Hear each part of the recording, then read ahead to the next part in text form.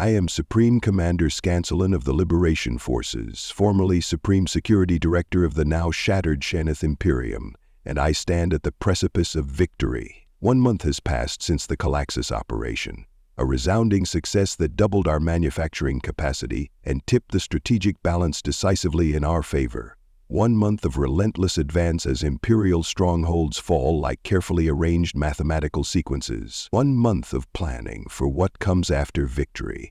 My private planning chamber aboard the Liberation flagship, Adaptive Precision, displays the current state of Sheneth space. Nearly 87% glows blue under our control. The remaining Imperial territory consists of scattered pockets, mostly heavily fortified core worlds inhabited by those most fanatically devoted to the old ways. Supreme Commander, my Chief Aide Krivisk announces from the doorway, Colonel Clarkson has arrived. She requests an immediate private audience. I feel a momentary flicker of, what? Anticipation? Wariness? After months of working alongside the Texas Knights, I still cannot fully categorize my reactions to their unpredictable nature. Send her in, I order, deactivating the most sensitive planning displays with a subtle gesture. While I have come to trust the human's tactical insights, certain aspects of post-victory planning are best kept confidential. Colonel Mackenzie Clarkson enters my chamber with that characteristic blend of casual confidence and calculated precision that once baffled me, but now makes perfect sense. The quantum spurs on her boots leave faint blue trails across my immaculate floor, a visual reminder of the chaotic element she represents in my ordered world. Mighty impressive progress, Commander, she drawls, gesturing at the strategic display. Looks like the Imperium's down to its last gasp. Indeed, I acknowledge. Current calculations suggest complete military victory within 18 standard cycles. The liberation of all Sheneth space is now a mathematical certainty. She studies the map with professional interest, her expression revealing nothing beyond mild approval. 18 cycles? I'd have guessed longer, given how stubborn those last Imperial holdouts tend to be. The analysis incorporates psychological factors in addition to purely military considerations, I explain. High command loyalists are fanatical, but they are not irrational. Once the probability of defeat exceeds 98%, they will calculate that negotiated surrender offers better preservation of core Sheneth values than pointless resistance. Clarkson raises an eyebrow. That's mighty optimistic, even for you. It is not optimism, it is pattern recognition. I adjust the display to show previous Imperial surrenders. The capitulation threshold has proven remarkably consistent across 17 major engagements. The remaining Imperial commanders were all trained in the same doctrine as I was. They will recognize futility when confronted with it. And then what? She asks, moving closer to the display. Once you've won, what happens to all this? Her hand sweeps across the blue expanse that was once the unified Imperium. This is the question I have been anticipating and preparing for since the liberation began. The moment when humanity's expectations and my own plans must be delicately reconciled. The liberation movement has many factions, with different visions for our future. I begin carefully. A period of negotiation and restructuring will naturally follow victory. Naturally, she agrees, watching me with those disconcertingly perceptive eyes. But I'm asking what you envision, Commander. I consider my response with precision. The human knights have been valuable allies, their unpredictable tactics essential to our success, yet they have never hidden their preference for a fragmented post-imperial reality, many smaller Sheneth states rather than a unified civilization, a vision that fundamentally conflicts with what must happen for my people to truly evolve. I believe the time has come to discuss peace terms, I say, redirecting slightly. The Human Confederation has been an invaluable ally in this conflict. I wish to formalize the cessation of hostilities between our peoples. Clarkson studies me for a moment, then nods. That's actually why I'm here. Humanity is prepared to formally end the war and help establish a new galactic order. She activates her personal quantum projector, displaying a proposal that makes my secondary breathing bladders contract involuntarily. A federated system, she explains, with each major Shanath sector establishing its own autonomous government. Humanity would help mediate disputes, provide security guarantees, and ensure peaceful transition. Each sector would maintain internal autonomy while participating in a loose confederacy for matters of mutual concern. I analyze the proposal with growing dismay. This is fragmentation, not federation, division, not unity. The end of the Shanath civilization is a coherent entity.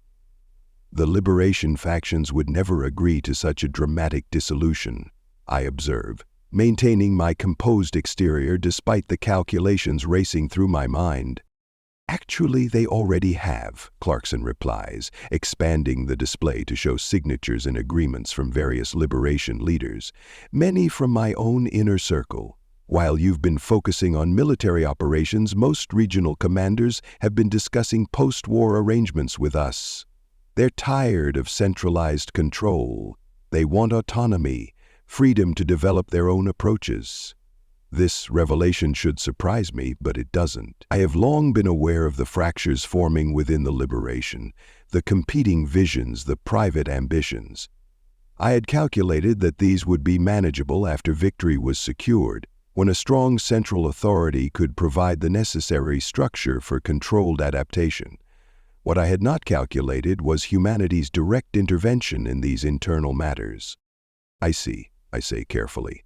And what role do you envision for the Central Liberation Command structure in this arrangement? You'd be invited to help establish the transition framework, she says, watching me closely. Your expertise would be invaluable in ensuring stability through the process. A facilitator of my own civilization's dismantling, a technician overseeing the controlled demolition of everything I have worked to preserve and evolve. And if we prefer to maintain a more unified approach, I ask, allowing a hint of my true position to emerge. Clarkson's expression shifts subtly, a minute tightening around her eyes, a barely perceptible adjustment of posture. You mean if you prefer a unified approach, don't you, Commander? The distinction is not lost on me. As Supreme Commander of the Liberation Forces, my preference naturally reflects our collective strategic interests. Cut the diplomatic dance, Scancellin, she says, dropping her drawl entirely for perhaps the first time since I've known her. We both know what you really want. You've been planning to establish a new empire, more adaptive than the old one, but still an empire, with yourself at its center.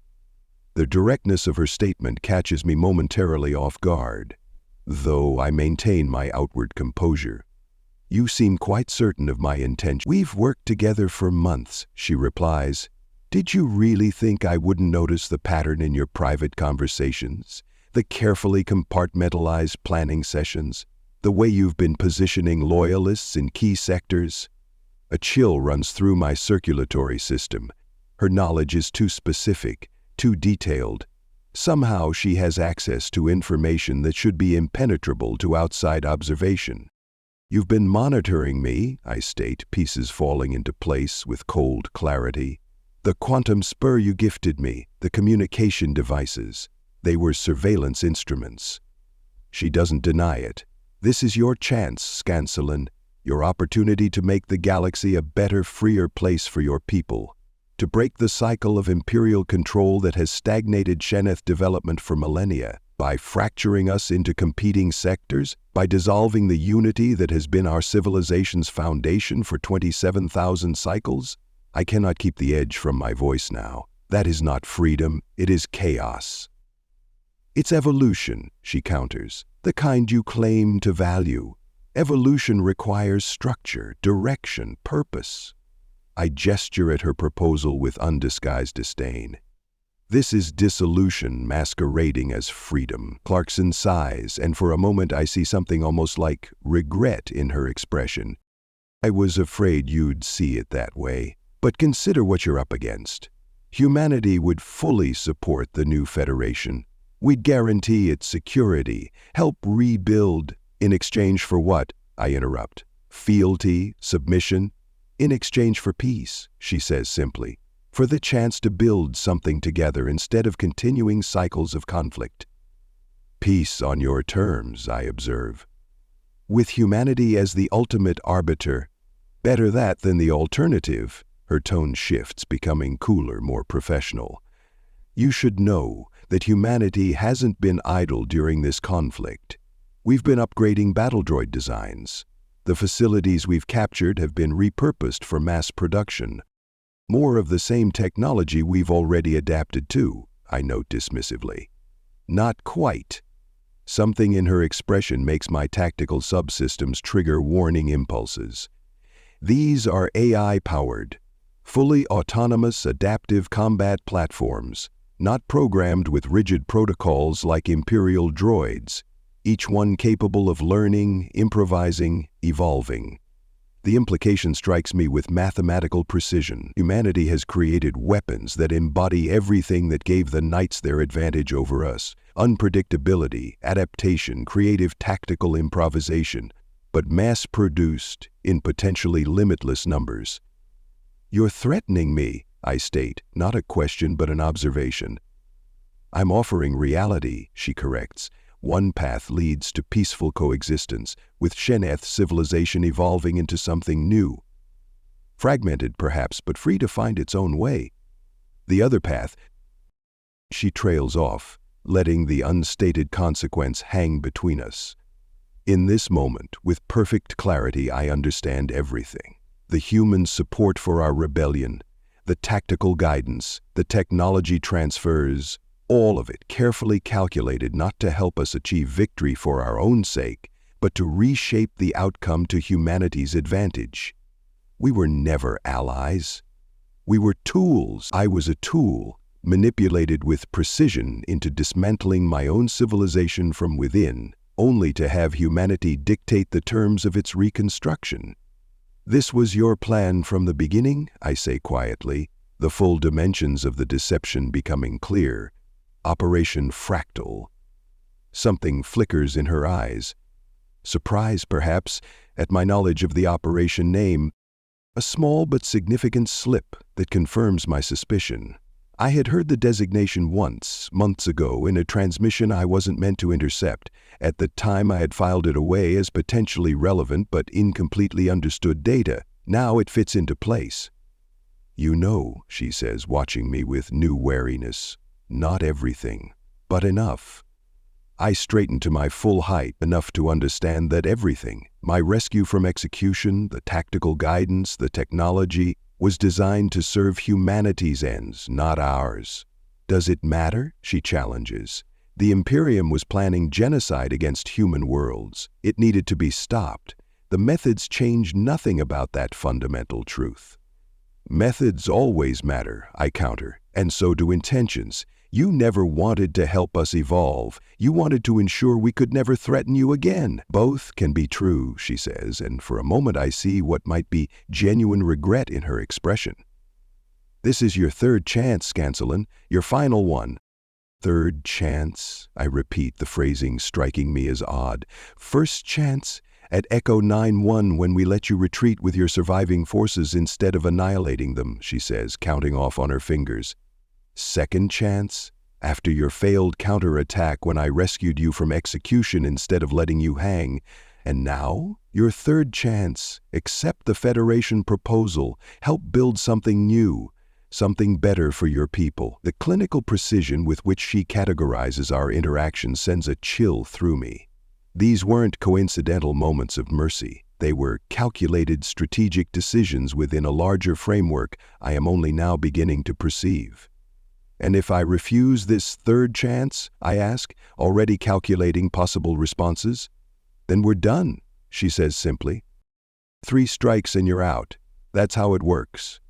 I look at her, really look at her, and for the first time I see past the carefully constructed persona of Colonel Mackenzie Clarkson, Texas Knight. I see calculation as precise as any Shenath commander's. I see layers of deception arranged with mathematical elegance. I see someone who has been playing a role from the very beginning. Who are you really? I ask softly. Something shifts in her expression, subtle but unmistakable. Someone who doesn't want to see you make the wrong choice here. Because it would complicate your operation? Because it would end with your death, she says bluntly. And contrary to what you might believe right now, that's not what I want. I process this statement, analyzing its probable veracity against observed patterns. There is something here I cannot fully calculate, a variable missing from my equation. The Federation proposal is non-negotiable, I ask, though I already know the answer. The details are flexible, the fundamental structure isn't. I nod slowly as if accepting this reality. In truth, I am making the most important calculation of my existence. Option 1, accept humanity's terms, oversee the dismantling of Sheneth unity, live as a facilitator of my civilization's fragmentation. Option 2, refuse, open, likely result, conflict with humanity's new AI battle droids, probable defeat, definite death. Option 3, appear to accept while secretly preparing resistance, probability of successful deception, minimal, given humanity's demonstrated surveillance capabilities. Option 4, my hand moves to the ceremonial energy staff I carry, a symbol of authority rather than a practical weapon, but symbols, I have learned from the humans, sometimes have unexpected utility. The decision crystallizes with perfect clarity. The humans have taught me that sometimes the most logical action is the one your opponent considers too improbable to defend against. You know, I say conversationally, moving slightly to adjust my position. You have given me a great gift, Colonel. What's that? She asks, her posture subtly shifting in response to mine. The understanding that true adaptation sometimes requires abandoning established patterns entirely. Her eyes narrow slightly. Meaning? Meaning that the statistically optimal course of action is not always the correct one. With a speed that surprises even me, I activate the energy staff and swing it directly at her head. A killing blow delivered without warning, without hesitation, without honor. It is the most un-Sheneth action possible. It is also, paradoxically, the most perfect expression of what she has taught me. That unpredictability is sometimes the greatest advantage. But instead of the impact I expect, my staff stops abruptly. Clarkson's armored hand has caught it mid-swing, her grip unbreakable, her reflexes impossibly fast. There is no surprise in her eyes, only a cold confirmation, as if my attack was not just anticipated, but expected. Before I can react, her other hand moves. I feel a sharp pain as something slides between my armor plates from behind. A quantum blade, now protruding from my chest, has been driven with surgical precision through a vulnerability in my defensive posture. I never saw her draw the weapon. I never detected her movement. One moment I was attacking, the next I was defeated. "Et tu, brute," she mutters as she pulls the blade from my back, her voice carrying none of the drawl I've grown accustomed to. As my systems begin to fail and the room spins around me, I hear her speak one final time. "They call me Judas," she says simply, "and you just struck out." I collapse to the floor, understanding with perfect clarity what I have become. Not the architect of a new Sheneth order, but merely another variable in someone else's equation. I am Supreme Commander Scancellon, and I have made my final calculation. Thank you for listening to this story. I hope you enjoyed it. Be sure to leave this video a like and subscribe if you want to see more stuff like this. Video shares, memberships, and super thanks help the channel grow as well, so feel free to partner with this channel in that way as we grow. With that all said, thank you again for listening to the story, and thank you for your time. On the left side of your screen are some videos I think you might be interested in. I hope to see you in the next one.